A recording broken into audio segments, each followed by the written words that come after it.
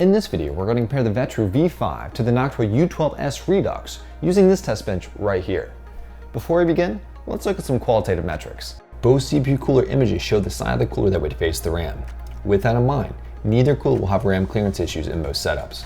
Additionally, both coolers each use a single 120mm fan, and it is possible to add a second fan on both coolers.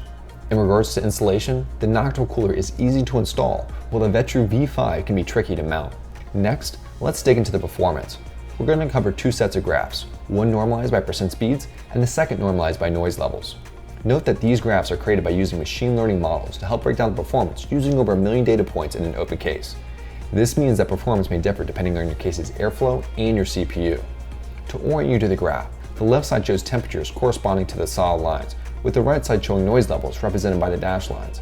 As a general rule, lower is always better for the data shown. With that in mind, we will first look at the fan's performance on an idle CPU, which is assumed to be using 30 watts of power.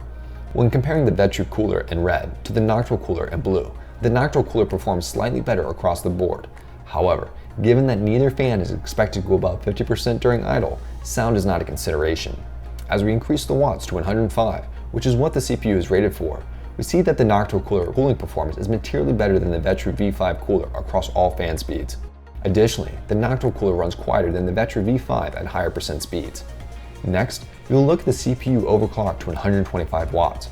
This shows that both CPU coolers struggle to handle overclock temperatures. For the second set of comparisons, we will look at the performance for a given noise level. The graph shown has noise on the bottom axis, while keeping the temperatures on the side axis. Note that lower is still better for this graph.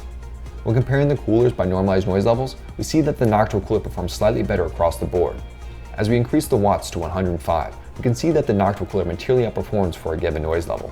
And as we increase the wattage to 125, we can see that this trend continues. Overall, the Nocturnal cooler has better cooling performance and provides better cooling for a given noise level. With that in mind, the Noctua NH-U12S Redux is the winner for this comparison. If you enjoyed this video, you should check out this one. Thank you for watching.